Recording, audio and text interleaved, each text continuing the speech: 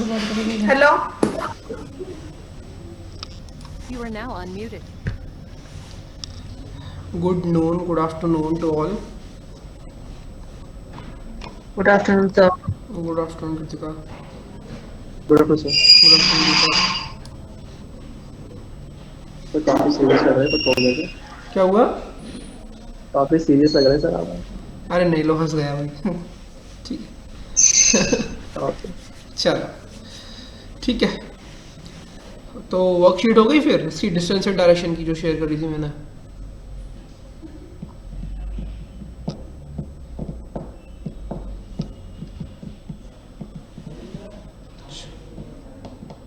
बिल्कुल बिल्कुल बिल्कुल डाउट डाउट लिए जाएंगे। ठीक है ठीक है। तो इस वीक की जो लास्ट क्लास होगी उस दिन, या उस दिन ले लेंगे, नहीं तो नेक्स्ट वीक की जो पहली क्लास होगी उस दिन आपके डाउट्स ले लेंगे डिस्टेंस एंड डायरेक्शन के और इनइक्वालिटी के। ठीक है, स्टार्ट करें टॉपिक के साथ।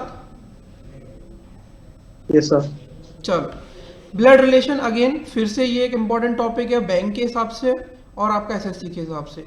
ठीक है, बट यहाँ पर फिर से आपको कैटेगराइजेशन में बताऊंगा। पहले इसका बेसिक समझेंगे, क्या चीज़ रिक्वायर है बेसिक में। उसके बाद मैं बताऊंगा कि क्या कौन सा टॉप पार्ट आपका एसएससी के लिए इम्पोर्टेंट है, कौन सा आपका बैंक के प्री के लिए इम्पोर्टेंट है और कौन सा आपका बैंक के मेंस के लिए इम्पोर्टेंट है। ठीक है, गुड आफ्टरनून रितेश।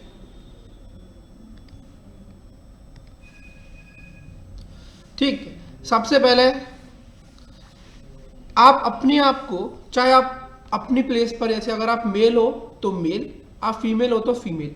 ठीक है, मैं अपने आप को कंसीडर कर रहा हूं, मैं यहां पर हूं। ठीक है, मेरे ऊपर मेरे पेरेंट्स हैं, मेरे फादर, ये सब चीज़ें बताऊंगा अभी आपको। चलो पहले बता देता हूं मैं, पहले इस चीज़ को जान लो, उसके बाद मैं ये बताऊंगा कि यहां पर मेल को हम लोग पॉजिटिव साइन से डिनोट करेंगे, फीमेल को नेगेटिव साइन से डिनोट करेंगे। ठीक है, अब मैरिड कपल है कोई अगर, जैसे कि प्लस और फीमेल, मैरिड कपल है तो इसको इस साइन से डिनोट करेंगे। ठीक है, और अगर एक ही जनरेशन में है, या आपका भाई है, ब्रदर इन लॉ है, सिस्टर इन लॉ है, कोई फेमिनिस्ट तो नहीं है यहाँ। अच्छा ठीक है, अगर सेम जनरेशन की बात होगी तो सेम जनरेशन को एक हॉरिजॉन्टल लाइन से डिनोट करेंगे, और अगर जनरेशन चेंज होगी तो उसको वर्टिकल लाइन से डिनोट करेंगे। ठीक है ठीक है, ये 3 4 5 पॉइंट आपको क्लियर है। तो लास्ट वाला क्या है? अगर आप सेम जनरेशन की बात कर रहे हो, सेम जनरेशन में आपके अभी मैं बताऊंगा कौन कौन होंगे, बस अभी इतना ध्यान रखो सेम जनरेशन। अगर सेम जनरेशन की बात है तो हॉरिजॉन्टल लाइन का यूज़ करेंगे, और अगर जनरेशन का गैप आ रहा है, चेंज हो रहा है, तो वर्टिकल लाइन का यूज़ करेंगे। ठीक है। और ये आपका जेंडर दिखाने के लिए, और ये आपका मैरिड कपल के लिए। ठीक है, चलो, तो मैं अपने आप को यहाँ पे कंसीडर करता हूँ। मैं अपनी जनरेशन से ऊपर जाऊंगा, मतलब मेरे पेरेंट्स की जनरेशन में जाऊंगा, तो ये मेरे फादर और ये मेरी मदर। ठीक है, ओके, मेरे फादर के भी पेरेंट्स को कंसीडर करूंगा मैं,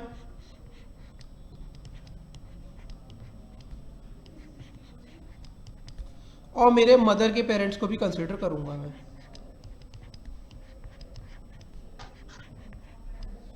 ठीक है, अब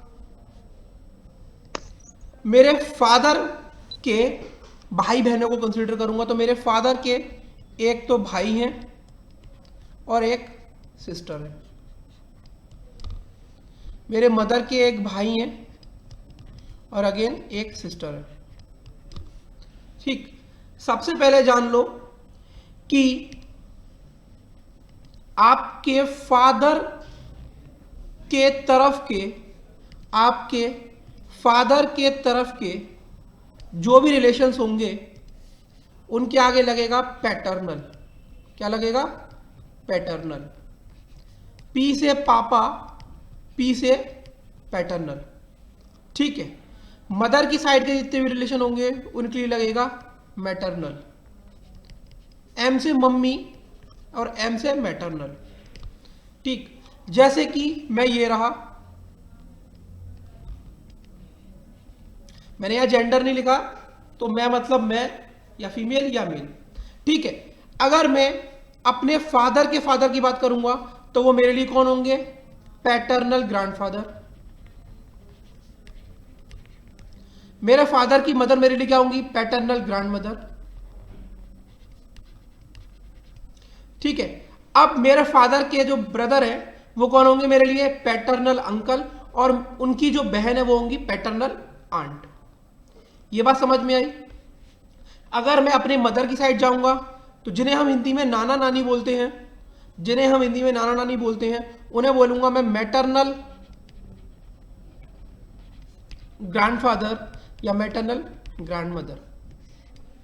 हिंदी में जिन्हें हम मामा या मौसी बोलते हैं उनको मैं बोलूंगा मैटरनल अंकल और मैटरनल आंट।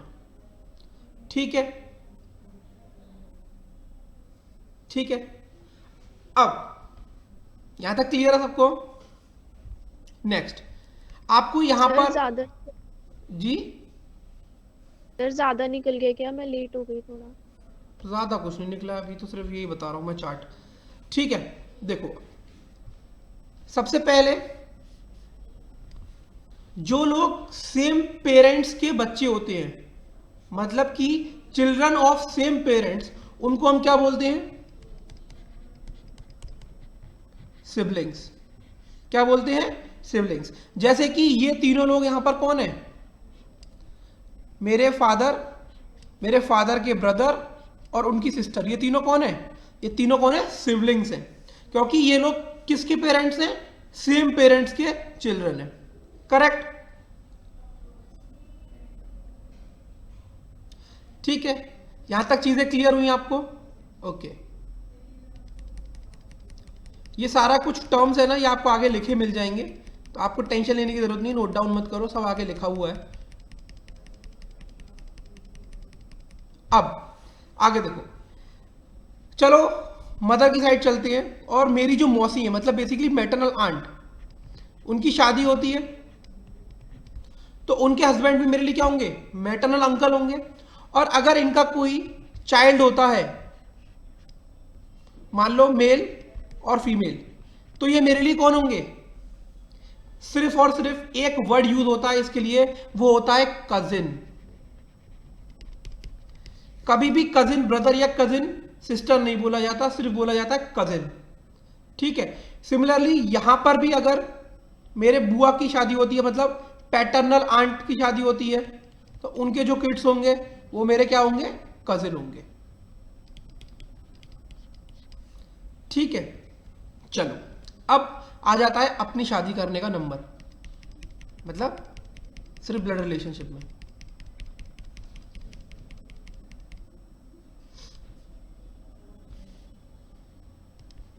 अब मेरी शादी हो गई। अब एक चीज आप देखो यहां पर, क्योंकि यहां पर मैंने यू लिखा है, मैंने यहां पर जेंडर बताया है क्या? क्या मैंने जेंडर बताया है? नहीं बताया। तो ऑब्वियस सी बात है, जब मुझे अपना जेंडर नहीं पता तो मैं किससे शादी करने वाला हूं? बेसिकली अभी इंडिया में तो अपोजिट जेंडर में शादी होती है, उतना तो मान के चलो। ठीक है, लेकिन अब ऐसे कंडीशन में क्या होता है, जब हमें जेंडर नहीं पता लेकिन हमें यह पता है कि दोनों लोग मैरिड कपल्स हैं, तो ऐसे लोगों को हम बोलते हैं एक दूसरे का स्पाउस। क्या बोलते हैं? स्पाउस। एक वर्ड यूज होता है स्पाउस। अगर मैं बोलूं कि वो मेरे स्पाउस हैं, तो इसका मतलब ये नहीं है वो मेल है या फीमेल है, बस वो मेरे और हम दोनों क्या है? शादीशुदा जोड़ा है, हम एक मैरिड कपल है। ये दोनों एक मैरिड कपल है, बट ये नहीं पता कौन मेल है कौन फीमेल है, तो मैं ये बोल सकता हूं ये इसका स्पाउस है, ये इसका स्पाउस है। ठीक है, यहां पर बेटर ऑफ वर्ड यूज नहीं होगा इस कॉन्टेक्स्ट में, यहां पर स्पाउस वर्ड यूज होगा। ठीक है, चलिए अब देखते हैं आगे। अब यहां पर हम लोग जेंडर कंसीडर कर लेते हैं, क्योंकि अब हमें आगे थोड़ा सा देखना है। ठीक है, तो यहां पर अब मैं अपना एग्जांपल ले लेता हूं, मैं प्लस कर लेता हूं, ये माइनस कर लेता हूं। ठीक है, अब यहां पर और चीजें देखो,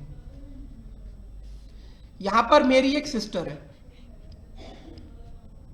और मेरी सिस्टर है और उसकी भी शादी हो जाती है। ठीक है, अब एक चीज देखो यहां पर, और मेरी जो वाइफ है उसका एक भाई है, ठीक है। अब ये चीज देखो यहां पर, मेरी वाइफ के ब्रदर से क्या रिलेशन होगा, ब्रदर इन लॉ, और मेरी बहन के हस्बैंड से भी रिलेशन क्या होगा, ब्रदर इन लॉ। सेम नहीं है, टर्म एक है लेकिन रिलेशन अलग अलग है। समझ में आया? ठीक है। सिमिलरली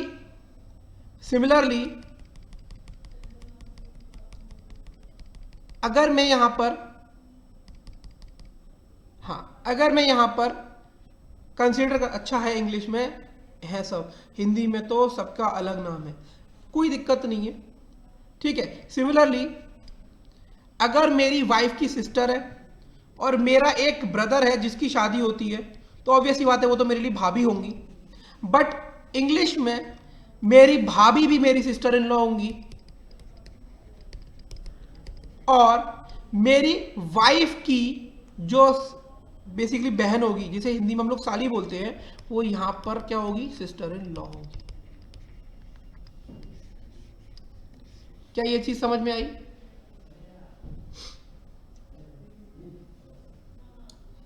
ठीक है, अभी सिर्फ मैं आपको टर्म्स, रिलेशनशिप्स ये समझाने की कोशिश कर रहा हूं। उसके बाद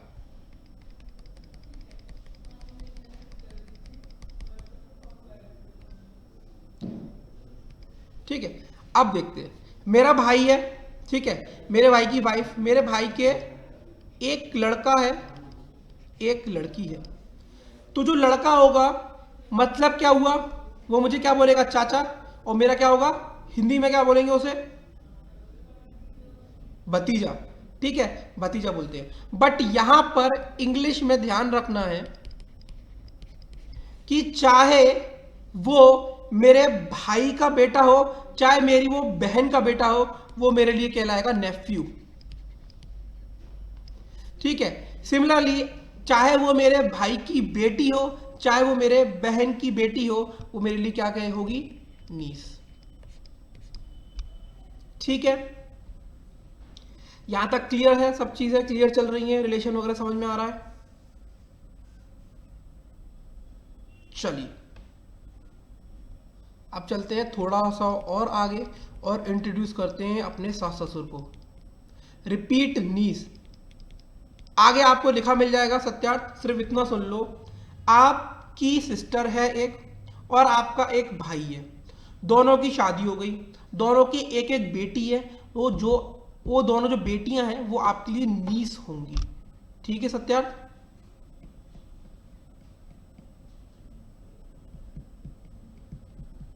ठीक है, अब क्या करते हैं, शादी भी कर ली, अब पिक्चर में ले आते हैं अपने सास ससुर को। ये मैं हूं, ये हो गई मेरी शादी, ये हो गए मेरे वाइफ के पेरेंट्स, और ये हो गए मेरे पेरेंट्स, ठीक है। अब मेरी वाइफ के लिए मेरे पेरेंट्स क्या होंगे, इन लॉज, मेरे पापा होंगे फादर इन लॉ और मेरी मदर होंगी मदर इन लॉ, और उनके लिए मेरी वाइफ क्या होगी, डॉटर इन लॉ।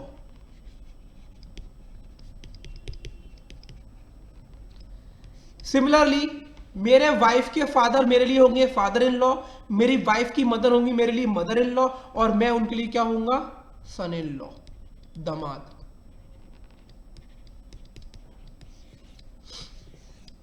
क्या यहां तक कहानी क्लियर है सबको?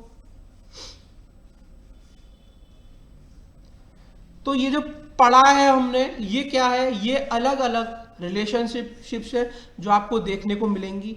और एक पॉइंट नोट डाउन कर लेना बेटा, जैसे कि यहां पर है, मैं श्रुतिका का नाम लिखता हूं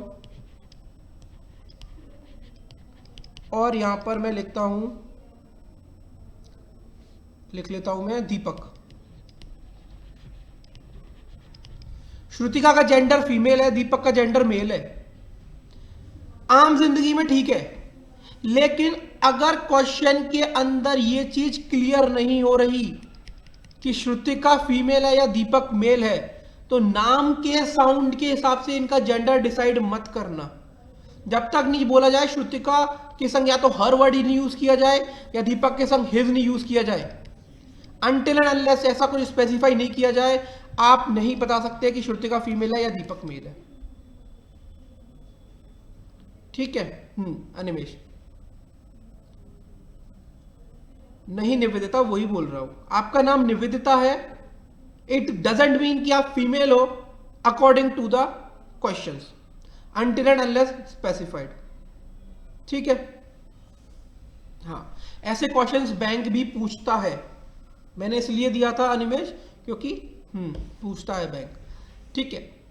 आप लोग चाहो तो अनिमेश, कल मैंने मॉक टेस्ट 13 का डिस्कशन किया था मॉर्निंग वाले बैच में, तो आप जाओ तो यूट्यूब पर जाकर उसको देख सकते हो। ठीक है। क्योंकि जो मॉक टेस्ट 13 था जो मैंने इस बार दिया था,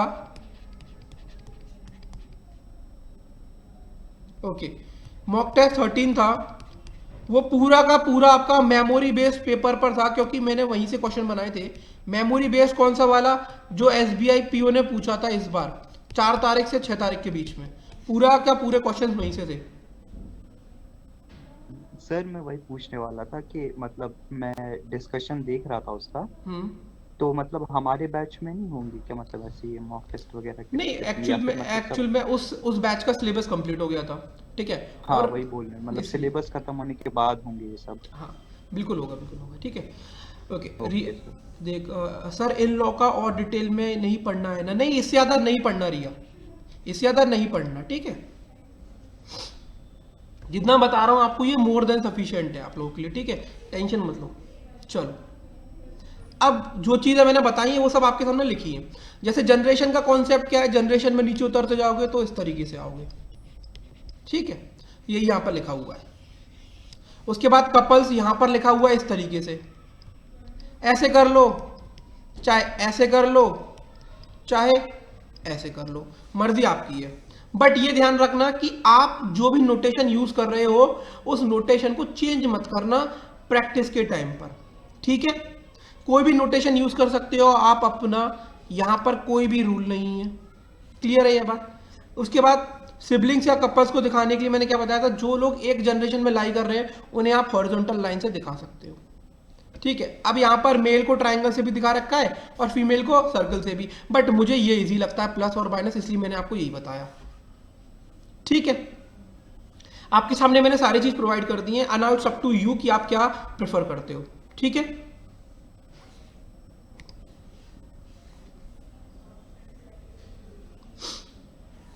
चलो, अब जो आपको मैंने टर्म्स बताए थे एक बार इसको रीड आउट कर लो आप लोग। आपके सामने ये पेज खुला हुआ है, इसको एक बार रीड आउट कर लो सिर्फ, क्योंकि ये आपको पीपीटी मिल जाएगी तो आपके पास ही रहने वाला है। बट एक बार अभी रीड आउट कर लो, और कोई डाउट हो तो मुझसे पूछ लो।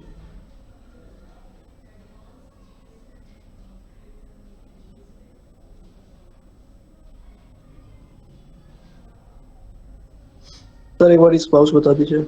स्पाउस का मतलब ये होता है, दीपक अगर मुझे नहीं पता आप मेल हो या फीमेल हो, तो आपकी वाइफ आपके लिए, सॉरी दीपक मुझे नहीं पता आप मेल हो या फीमेल हो, तो आपका जो लाइफ पार्टनर होगा या जो मैरिड आपका जो कपल होगा, आपका जो भी दूसरा कपल होगा वो आपके लिए स्पाउस कहलाएगा। स्पाउस का मतलब ये होता है, स्पाउस ये मैटर नहीं करता कि वो मेल है या फीमेल है, स्पाउस का मतलब वो आपका मैरिड कपल है। ओके सर, ठीक। हस्बैंड और wife, any of the two married partners. Sir niece, जी नीस बता दो एक बार। नीस, देखो हाँ, कृतिका ये आप हो, ठीक है, और ये आपकी सिस्टर है ए, आपकी सिस्टर है ए, इसकी शादी होती है सी से। ये कृतिका आपको, आपका एक भाई है बी, बी की शादी होती है डी से। आपके भाई और भाभी का एक लड़की हुई जिसका नाम है ई, आपकी बहन और आपके जीजाजी की एक लड़की हुई जिसका नाम है एफ। तो कृतिका, चाहे वो आपकी बहन की बेटी हो चाहे वो आपकी भाई की बेटी हो, वो दोनों आपके लिए क्या होंगी, नीस होंगी। समझ में आया? Okay sir. ओके, नेफ्यू देखो, मैटरनल पैटर्नल एक बार रीड आउट कर लो, उसके बाद फिर क्लासिफिकेशन करेंगे क्वेश्चंस का, कौन सा क्वेश्चन कहाँ इंपॉर्टेंट है, किसको कहाँ वेटेज ज़्यादा है, उसकी बात करेंगे। क्लियर है, सबने पढ़ लिया एक बार, क्योंकि ये चीज़ें मैं ऑलरेडी आपको एक्सप्लेन कर चुका हूँ जब मैं आपको स्ट्रक्चर बता रहा था पूरा।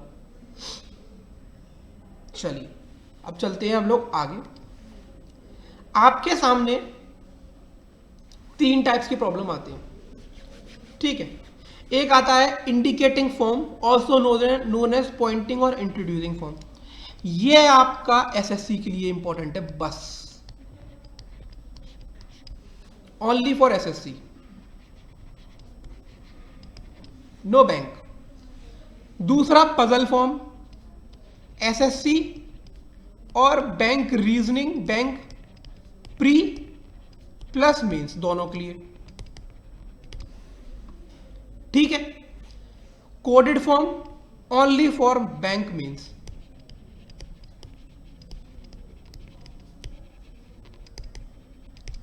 ठीक है।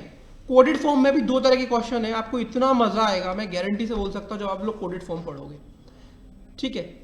एक टाइप में तो आपको पेन और पेपर का भी यूज नहीं करना पड़ेगा, ठीक। समझ में आया क्लासिफिकेशन?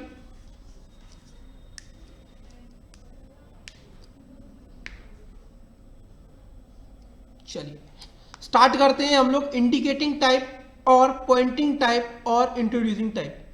ध्यान से सुनना, ठीक है। ये क्वेश्चन थोड़े से कोडेड से स्टार्ट करते हैं, फिर कोडेड से स्टार्ट करोगे तो जो पेन पेपर वाली ट्रिक है ना, वो कहां से निकलेगी अनिमेश? ये जो पढ़ा रहा हूं उतना आपको पहले, ये इंडिकेटिंग और पजल टाइप, ठीक है।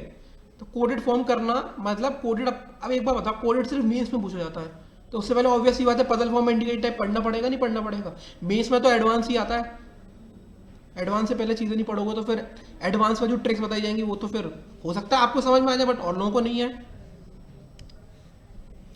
ठीक है। तो हम स्टार्ट करेंगे indication based blood relationship questions.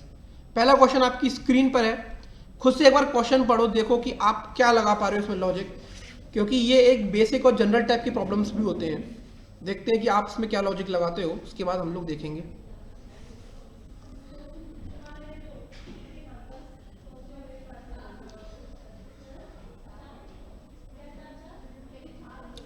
ठीक है, देखते हैं। A women introduces a man, इसका मतलब क्या है? एक वुमेन है, एक मैन को इंट्रोड्यूस करते हुए कुछ बोल रही है। कैसे कैसे बोल रही है? As the son of the brother of her mother. देखो क्वेश्चन अभी इजी है, लेकिन इजी क्वेश्चन से तरीका समझा जाता है। यहां पर क्या है, अब सुन लो एक बार। A woman introduce a man, यहां तक बात खत्म हो गई। ये सिर्फ एक पिक्चर की तरफ या किसी आदमी की तरफ इशारा करते हुए कोई बात बोल रही है। अब आगे जो भी स्टेटमेंट दिया जाता है, इस स्टेटमेंट को 2 पार्ट में ब्रेक करके कर सकते हो। As the son of the brother, अब आगे यहां पर ये जो स्टेटमेंट में ये जो वर्ड यूज हुआ है ना यहां पे हर, तो जो हर के बाद डाटा है, एक बार बताओ, जो हर के बाद डाटा है, जो भी डाटा होगा वो किसके रिगार्डिंग रिलेशनशिप को बताएगा? वुमेन के या मैन के? वुमेन के डायरेक्टली रिलेटेड होगा, डायरेक्ट रिलेटेड होगा। तो हम क्या करते हैं, हम पीछे से पढ़ते हुए और फिर पीछे से ही आगे की तरफ निकल जाते हैं। हर मदर मतलब इस वुमेन की mother, brother of her mother मतलब इसकी वुमेन की मदर के brother. As the son of मतलब जिसको ये इंट्रोड्यूस कर रही है उसको एज द सन ऑफ कर रही है, मतलब अब इस वुमेन की मां के ब्रदर के बेटे की तरह। समझ में आया? बैक से क्वेश्चन करोगे अभी इजी है, बाद में करोगे डिफिकल्ट होगा, थोड़ा ट्रिकी होगा, क्वेश्चन पकड़ में आएगा। पीछे से चलना है और आगे की तरफ उसको मिलाकर देखना है। समझ में आया? तो वुमेन और मैन के बीच में पूछा जा रहा है how is the man related to the women, तो इसका आंसर क्या हो जाएगा? कजिन है दोनों। ठीक है, क्लियर है? यहां तक सब लोगों ने आंसर दिया, बट इसी इजी क्वेश्चंस में तरीका देखना इंपॉर्टेंट था, क्योंकि जब ट्रिकी क्वेश्चंस होते हैं तब आप लोग फंस जाते हो। तो फिर कैसे करोगे? तो पीछे से जो बोल रहा है उसके रिलेशनशिप से स्टार्ट करो और फिर बाद में आगे लाकर उसे मिलाने की कोशिश करो। नेक्स्ट क्वेश्चन देखो।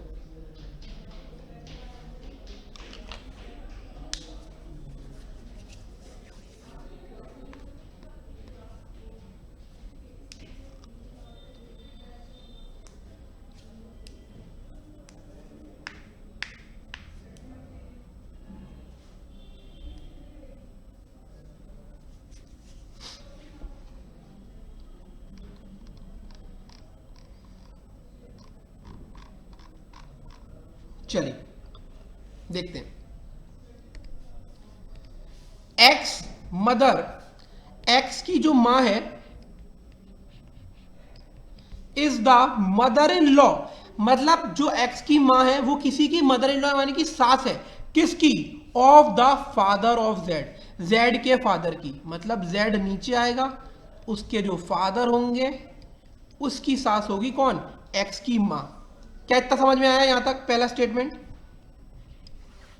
पहला स्टेटमेंट समझ में आया? क्वेश्चन को इसी तरीके से बनाएंगे बेटा हम लोग, ट्री स्ट्रक्चर के तरीके से। अगर इंडिकेटिंग टाइप है तो अलग बात है, ठीक है। Z is the brother of Y, तो Z क्या है?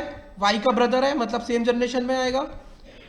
While X is the father of M, X क्या है? X फादर है M का।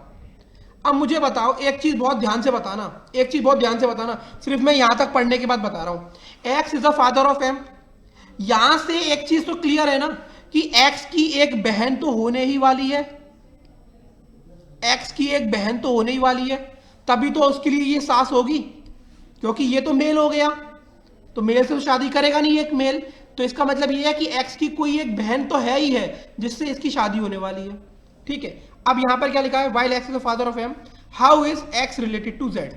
How is X related to Z?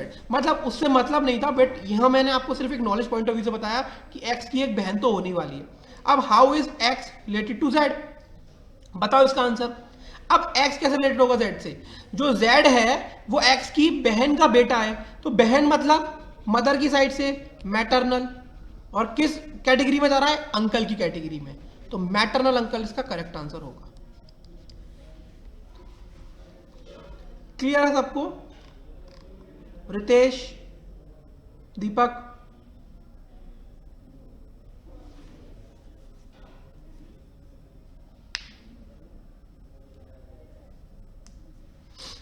चलिए।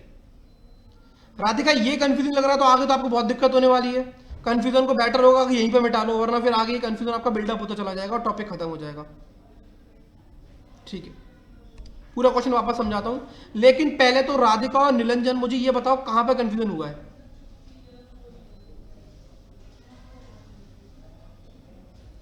क्योंकि अगर यहां पर इस क्वेश्चन में कंफ्यूजन हो रहा है तो आगे ये कंफ्यूजन आपका बिल्डअप होता चला जाएगा और क्लियर नहीं हो पाएगा until and unless you clear it right now, ठीक है। So it will be better if you sir जो एक्स की सिस होगी, देखो राधिका ध्यान से सुनना, एक्स की जो माँ है she is the mother in law, ठीक है। एक्स की तो माँ है, इसका मतलब एक्स की कोई ना कोई एक यहाँ पर माँ आने वाली है। अब ये कौन है? ये मदर इन लॉ है, मतलब ये किसी ना किसी की सास है। किसकी सास है? जेड के फादर की। तो जेड के फादर मतलब जेड तो आपका नीचे आ जाएगा इस थर्ड जनरेशन में, ये चीज क्लियर है। जेड के फादर की मदर इन लॉ है, यहां तक क्लियर है या नहीं क्लियर है निरंजन और राधिका? मैं जहां तक आपसे पूछना चाह रहा हूं वहां तक मुझे बताते हो क्या क्लैरिटी वहां तक आई? निरंजन, ठीक है। अब आगे देखो, Z is the brother of Y, तो वो तो कोई दिक्कत नहीं है, Z तो है ब्रदर होने वाला है किसका? Y का। दीपक म्यूट कर लो, ठीक है। Z is the brother of Y, यहां तक क्लियर हुआ। While X is the father, इससे क्या समझ में आ रहा है कि X फादर है तो बेटा जेंडर तो इसका मेल ही होगा ना, फादर तो मेल ही होती है। X is the father of M। अब यहां पर एक लॉजिक लगाओ कि अगर ये X की जो मां है, अगर ये Z की सास है, सॉरी X की जो मां है वो इस कैंडिडेट की सास है, और ये कैंडिडेट कौन है? मेल है, मेल है, तो ये मेल फीमेल से तो शादी करेगा, इसका मतलब ये है X की बहन से तो शादी करेगा, X से तो कर नहीं लेगा क्योंकि X का जेंडर भी मेल है और इसका भी जेंडर मेल है। इसका ही रिक्वायरमेंट नहीं थी क्वेश्चन में, लेकिन ये रिक्वायरमेंट अब बढ़ेंगी, तो ये चीज क्लिक होनी चाहिए अपने आप ही। निरंजन और राधिका, क्या डाइजेस्ट हुआ ये पॉइंट अभी?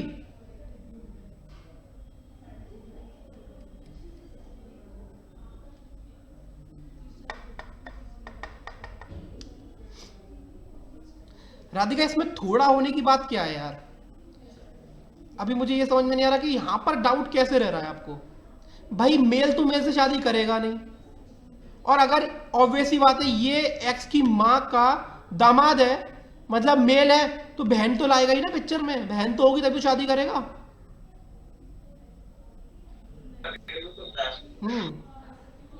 Animesh very good.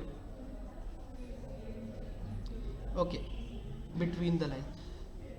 अगर male of mother of Z होता तो एक्स की वाइफ होती। अगर क्या बोल रहे हो आप, अगर आप रिया एक काम करो, अनम्यूट करके बोलो। एक्चुअली आप लोग लैंग्वेज जो लिखते हो वो समझ में नहीं। अगर मदर इन, एक बार प्लीज रिया अनम्यूट करके बोल दो बेटा। मुझे इतना आपका जो मैसेज है ना, वो जो लैंग्वेज है शायद से मैं नहीं समझ पा रहा। यू मे बी क्लियर और नॉट, अनम्यूट करके बोल दो please. Sir is this the heart of bank exam, कितने मार्क्स का रहता है यहाँ से? रितेश, मार्क्स पहले देख लो, चीजों को सीख तो लो पहले। हिमांशी डाउट है? हाँ एक सेकंड। सर रिया ऐसे कह रही है कि अगर जैसे फर्स्ट लाइन में बोला हुआ है ना कि द फादर ऑफ जेड, अगर उसकी जगह पे द मदर ऑफ जेड होता। एक्स इज द, कहां पर, कौन सी वाली लाइन में? X is the mother of M.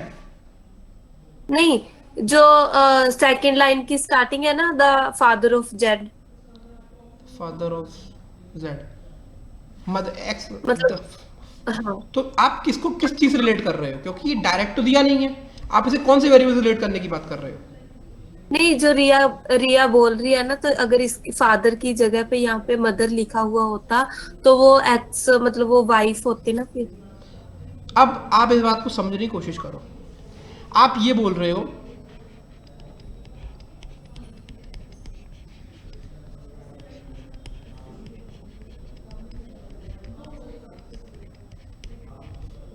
क्या, ये बात बोलने की कोशिश कर रहे हो?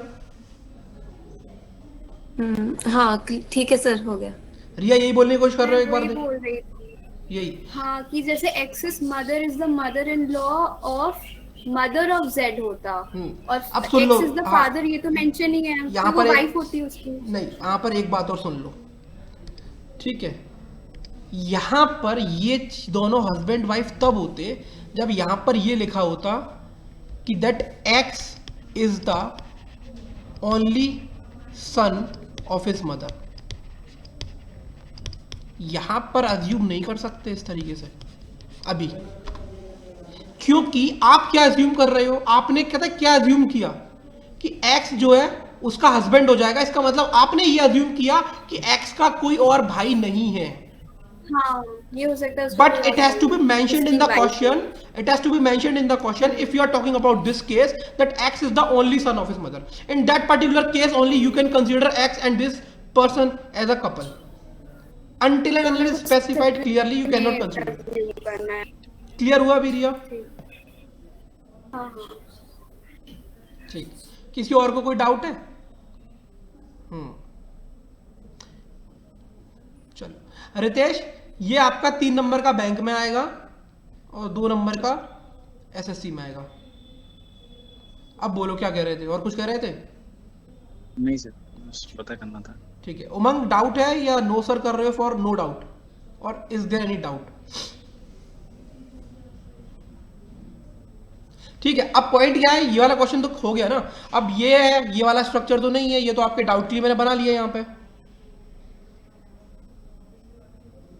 ये कंडीशन तो अभी फिलहाल के लिए इट्स नॉट एग्जिस्टिंग, तो इसका आंसर क्या हो जाएगा? How is X, sorry, how is X related to Z. तो यहां पर एक्स क्या है? एक्स ऑब्वियस ही बात है, इसका क्या हो जाएगा? मामा हो जाएगा। तो मामा का मतलब मैटरनल अंकल। ठीक है, चलो आगे चलते। चलिए क्वेश्चन नंबर 3 देखो।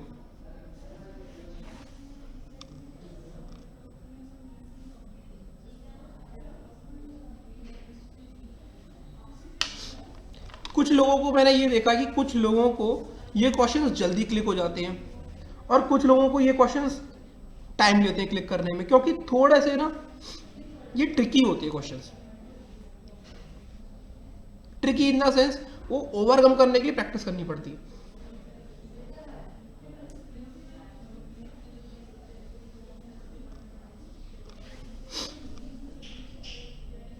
चलो देखते हैं। आर पी से कुछ कह रहा है, क्या कह रहा है? दैट पी की जो मां है, पी की जो मदर है, P's mother was the mother in law, ये किसी की सास है किसकी? आर की माँ की, मतलब आर नीचे आएगा, आर की माँ की, ये जो पी की मदर है ये कौन है? सास है। How is R related to P's mother? The P's mother was the mother law of R's mother. How is R related to P's mother?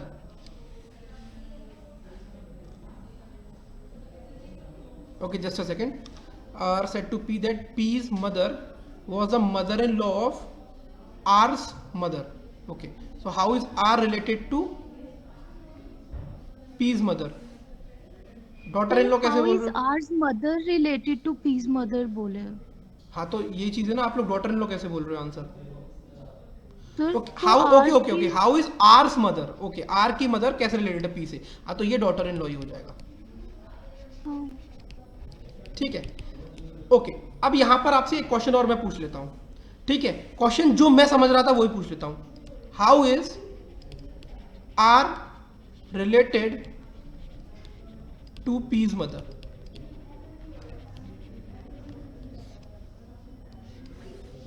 अच्छा, और अगर ग्रैंड चाइल्ड ऑप्शन में नहीं होता तो? Animesh, maternal grandmother answer नहीं होगा। Maternal grandmother तब आंसर होगा जब ये पूछा जाता how is P's mother related to R. Animesh, अगर क्वेश्चन होता, उल्टा बोल दिया, क्योंकि आपको ये देखना है कि किससे पूछा जा रहा है। तो आर का जेंडर नहीं पता आपको, ठीक है?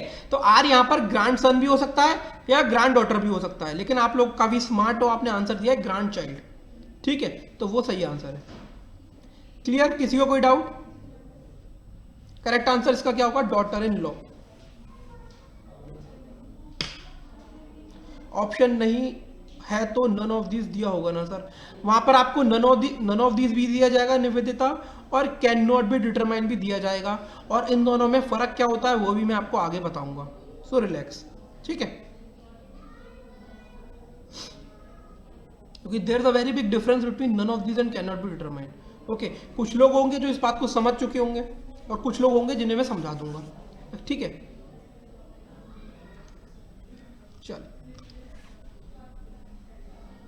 Question number 4 is your screen, देखो इसे।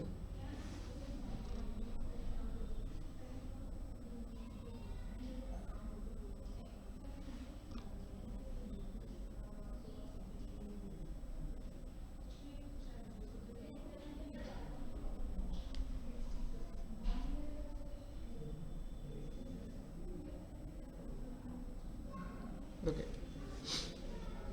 चलो अब इस क्वेश्चन को ध्यान से देखो सब लोग, ठीक है? देखो ध्यान से देखो रिया, अब ध्यान से देखो। पॉइंटिंग टू अ गर्ल, एक गर्ल की तरफ पॉइंट करते हुए इन द फोटोग्राफ अमर कुछ कह रहा है। रुक जाओ, अब ध्यान से देख लो इधर। अमर कुछ कह रहा है। अमर क्या कह रहा है? ध्यान से देखो। Her mother's brother is the only son of my. अब मैं इस क्वेश्चन को यहां से स्टार्ट कर रहा हूं माई से, क्योंकि मुझे पता है माई के बाद जो रिलेशन दे रखा है वो अमर से रिलेटेड दे रखा है। माई मतलब अमर की मां, मदर, उनके फादर, ठीक है? अब पीछे की तरफ जाऊंगा। ओनली सन किसका? ऑफ माई मदर फादर, मतलब यहां पर एक सन आ जाएगा। रुक जाओ रुक जाओ रुक जाओ, सुन लो, मैं समझा रहा हूं। यहां तक समझ में आया? यहां तक समझ में आया क्या? अब आगे से देखो क्वेश्चन, ठीक है? अमर सेड, अब अमर क्या कह रहा है? अमर इस लड़की के बारे में कह रहा था। इस लड़की की जो मदर है, इस लड़की की जो मदर है, उनका जो ब्रदर है वो ओनली सन है किसका? अमर की मां के फादर का। तो क्या ये और ये कैंडिडेट सेम नहीं हुए? क्या ये वाला कैंडिडेट और ये वाला कैंडिडेट सेम नहीं हुए? वापस से पढ़ता हूं, ध्यान से देखो। Pointing to a girl in the photograph Amar said, मैंने पढ़ा आगे से, माई मदर मतलब अमर की मदर के फादर का ओनली सन, मतलब यहां पर आएगा। अब आगे से पढ़ा, हर मदर्स मतलब इस लड़की की जो मां है उसका एक भाई है, वो भाई ओनली सन है किसका? अमर की मां के फादर का। मतलब ये ब्रदर और ये सेम नहीं हुए, ठीक है? क्या ये चीज क्लियर हुई? अब ये जो लेडी है गर्ल की माँ मतलब ये वाली हो गई लेडीज, गर्ल की मदर ये हो गई, क्योंकि यहां पर आगे ये लिखा है my mother has only one sibling, मतलब मेरे माँ का सिर्फ एक भाई या बहन है, तो भाई तो ऑलरेडी हो चुका, इसका मतलब ये गर्ल इसी लेडीज की बेटी है और अमर भी इसी लेडीज का बेटा है, बेटा या बेटी जो भी है, सिस्टर हो।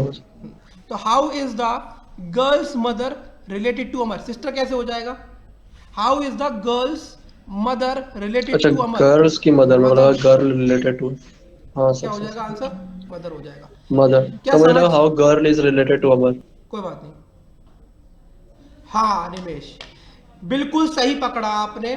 अगर यहां पर ये वाला स्टेटमेंट नहीं दिया होता ना कि my mother has only one sibling, तो यहां पर केस हो जाता डाउटफुल, क्योंकि हो सकता था कि यहां पर सिर्फ ओनली सन की बात करी है, बट हो सकता था कि इसकी एक और बहन हो जिसकी ये गर्ल क्या हो, बेटी हो, तो उस केस में क्या हो जाता फिर, how is the girl's mother related to Amar, तो उस केस में आंट भी आंसर हो सकता था अगर ये वाला स्टेटमेंट नहीं दिया जाता तो। क्या इन चीजों को आप लोग पकड़ पा रहे हो, क्या ये चीजें आपकी समझ तक पहुंच रही है, मुझे बता दो एक बार। अगर कोई भी डाउट है तो make sure that you clear it right now, don't take it along with you. Radhika बोलिए ऋतिक। सर इसको और एक कर दीजिएगा। ठीक है, पूरे क्वेश्चन समझा दूंगा, डोंट वरी। ओके, एक स्टूडेंट और था, क्या नाम था, निलंजना करके, निलंजन क्लियर हो रहा है। बाकी स्टूडेंट्स भी, Umang, Swati, Sukriti, Sonali, Shrutika, yes sir clear हो रहा है। Very good Deepak, Shambhavi, Satyarth, Riya, Rishabh, Raghavi. ठीक है, एक बार वापस से एक्सप्लेन करता हूँ। हाँ बोलो निमेश। वही जो मतलब अगर वो वाला केस नहीं होता ना ओनली सिबलिंग वाला, तो फिर मतलब कैन नॉट बी डिटरमाइंड बोलते ना वहाँ। हाँ, उस केस में कैन नॉट बी डिटरमाइंड होता। दो रिलेशन आ रहे हैं यस मतलब यस वहाँ यस, से। बहुत अच्छे। चलो, पॉइंटिंग टू अ गर्ल, एक गर्ल की तरफ पॉइंट करते हुए, गर्ल मतलब फीमेल, अमर कुछ कह रहा है, अब ये नहीं पता अमर मेल है या फीमेल है, ठीक है। हर मदर्स ब्रदर, या तो आप पहले इसको लिख लो, या आप, मैं तो जो मेरा तरीका है वो मैं हमेशा माई से करता हूं। माई मतलब माई मदर्स फादर, मतलब अमर की मदर, इनके फादर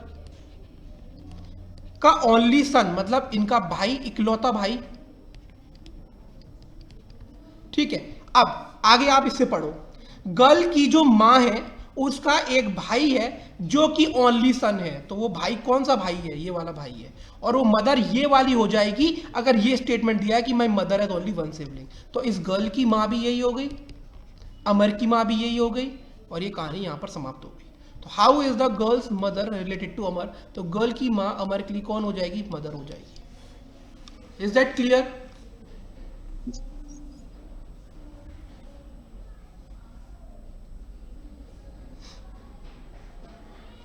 चलो,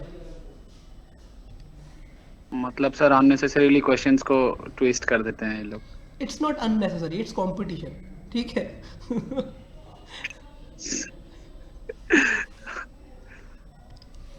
चलिए, क्वेश्चन नंबर 5 आपका एसएससी सीजीएल टायर 1 2005 15 में आया हुआ है, देखो इसे।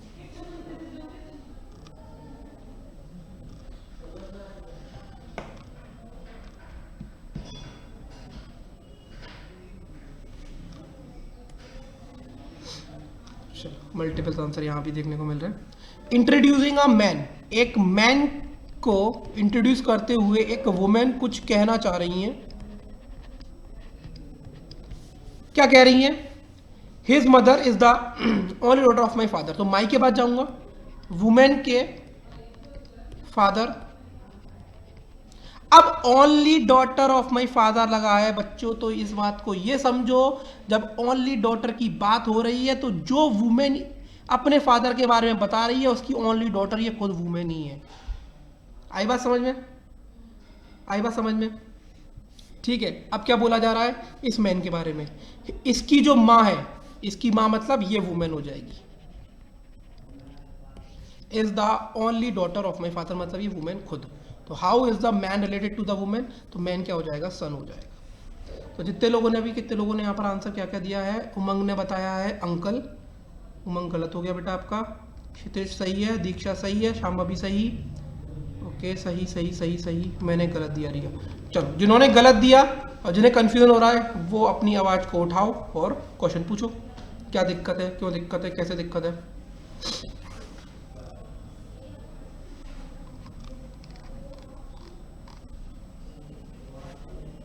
सर जल्दी नहीं कर, समझ आया ये। नहीं है समझ आया। एक बात बताओ उमंग, अगर मैं बोलूं क्या I am the only son of my father, तो क्या मेरा कोई भाई हो सकता है? नहीं सर। यहाँ पर क्या लिखा हुआ है, एक वुमेन इंट्रोड्यूस कर रही है, किसी को कर रही होगी। अब जब उसने अपने बारे में बताया तो यहाँ पर क्या लिखा है, माई फादर, मतलब वुमेन के father, only daughter of my father. तो एक बात बताओ, only daughter of my father का मतलब क्या हुआ कि कोई और डॉटर एग्जिस्ट नहीं करेगी इसके फादर की, तो ये खुद एक वुमेन है ना, तो इसका मतलब ये खुद के बारे में बताया है इसने ये बात, only daughter of my father मतलब ये वुमेन खुद है। आई बात समझ में यहाँ तक? Yes sir. अब आगे क्या कह रहा है, इंट्रोड्यूसिंग अ मैन, एक मैन के बारे में ये कुछ बोल रही है और ये बोल रही है अ वुमेन सेड कि इस मैन की जो माँ है, ठीक है, इस मैन की जो माँ है, she is the only daughter of my father, ठीक है। अगर यहाँ पर ओनली नहीं लगा होता, ये समझो अगर यहाँ ओनली नहीं लगा होता तो हो सकता था कि इस वुमेन की एक और कोई बहन हो जिसका ये बेटा हो। आई बात समझ में, अगर ओनली नहीं लगा होता तो। यस सर, ठीक है, सन होगा फिर तो। ठीक है, ओके। फिर तो आंसर आप आंट भी लगा, आंट भी हो सकता था और सन भी हो सकता था। फिर आपको उसके हिसाब से ऑप्शंस भी दिए जाएंगे निवेदिता, आपको उसकी चिंता करने की ज़रूरत नहीं है, ठीक है। उसके लिए आप चिल रहो कि क्या क्वेश्चन होगा, कैसे होगा, बट इन वर्ड्स का ध्यान रखना ओनली, क्योंकि ये क्वेश्चन को पूरा ट्विस्ट कर देते हैं, ठीक है। तो मेक श्योर कि आप गलती जितनी भी करनी है वो यहीं पे कर लो। चलो सर बोलिए रितेश। सर ये डायग्राम बना के करेंगे हम लोग, बिल्कुल जैसे आप इसी डायग्राम को यहाँ भी यूज़ करेंगे, इसी डायग्राम को आगे जो हम ट्री स्ट्रक्चर के रिलेटेड क्वेश्चंस पढ़ेंगे, जो फैमिली ट्री के क्वेश्चंस करेंगे उसमें भी इसी को यूज़ करेंगे। जब आप आज से 1 महीने बाद जब पजल स्टार्ट करोगे, जब मेंस लेवल के पजल करोगे, तो मेंस लेवल के पजल में आपको पता होगा या नहीं पता होगा, मैं आपको बता देता हूँ। वहाँ पर मेंस लेवल के पजल कैसे आते हैं, उसमें आपका ब्लड रिलेशन भी मिक्स होता है, उसमें आपका सिटिंग अरेंजमेंट भी मिक्स होता है, उसमें आपका कुछ हॉबीज भी मिक्स होती हैं, तो ये चीज़ें वहाँ भी यूज़ करी जाएंगी। तो ये आपके इस टॉपिक का भार है, सॉरी बेस है, ठीक है। तो इस पे कमांड अच्छी होनी चाहिए कि फैमिली ट्री किस तरीके से बनाना है, और आगे जैसे हम लोग और क्वेश्चंस भी करेंगे तो ये पार्ट आपका स्ट्रांग हो जाएगा, ठीक है। क्योंकि बेसिकली जो एसएससी वाले हैं उनको तो अपने बाकी सब्जेक्ट्स भी देखने हैं और आपको सिर्फ इतना ही फोकस करना है, लेकिन जो बैंकिंग के लिए प्रिपेयर करेंगे उनको ब्लड रिलेशनशिप को इस तरीके से तैयार करना है कि वो मेंस लेवल के पजल के लिए तैयार कर रहे हैं उनसे, ठीक है। ये टॉपिक्स आपको आंसर क्या आया था, मतलब डिस्कनेक्ट हो गया था मेरा।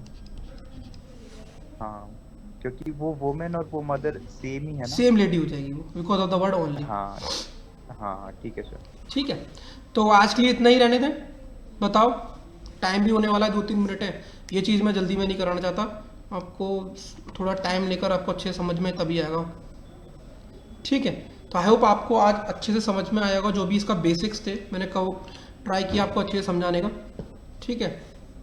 चलो ठीक है फिर, ओके सर। बैंकिंग में ये कितने मार्क्स का आता है? अनुराग, ये आपका प्री में 3 मार्क्स तक रहेगा और आपका मेंस में अलग से क्वेश्चन तो 3 मार्क्स का आएगा, लेकिन इसका जो एप्लीकेशन है, is it very complicated topic? No Satyarth, सब चीज़ कॉम्प्लिकेट होती है when you study them for the first time. अगर आप उस पर कुछ प्रैक्टिस कर लेते हो वो सब चीज़ें हलवा बन जाती हैं, ठीक है। Now it's up to you कि आप अपना प्रैक्टिस लेवल कहाँ तक लेकर जाओगे और इस चीज़ को कॉम्प्लिकेटेड छोड़ दोगे या इसको ईजी बना लोगे, ठीक है। सत्यार्थ, सारी चीज़ आप पर डिपेंड करती है कि आप किस लेवल तक प्रैक्टिस करते हो उस चीज़ की। सब पजल तो आपने बोला तो 23 मार्क्स के आते हैं ना, तो यहीं से रिलेटेड रहेंगे ना, मतलब इसी के बेस पे तो पजल। देखो, जो प्री होता है उसमें तो पजल नहीं आता। Very good Radhika. प्री के लेवल में तो आपको ये मिक्स करके पजल नहीं देगा, लेकिन मेंस लेवल में बिल्कुल देगा, इसके लिए गारंटी है, ठीक है। तो लेकिन आपको तैयारी तो अभी से करनी पड़ेगी ना, क्योंकि सेपरेटली आप तैयारी नहीं कर सकते मेंस की और प्री की। हम लोग का 23 से पजल आए थे ना इसलिए। बिल्कुल बिल्कुल 20 से 23 मार्क्स तक के पजल सेटिंग अरेंजमेंट थे। ठीक है, चलो फिर bye bye, take care, next class में मिलते हैं, तब तक अपनी पढ़ाई करो, एंजॉय करो। Thank you sir. Welcome. Thank you sir. Okay, thank you. Thank you sir. Welcome. You are now muted.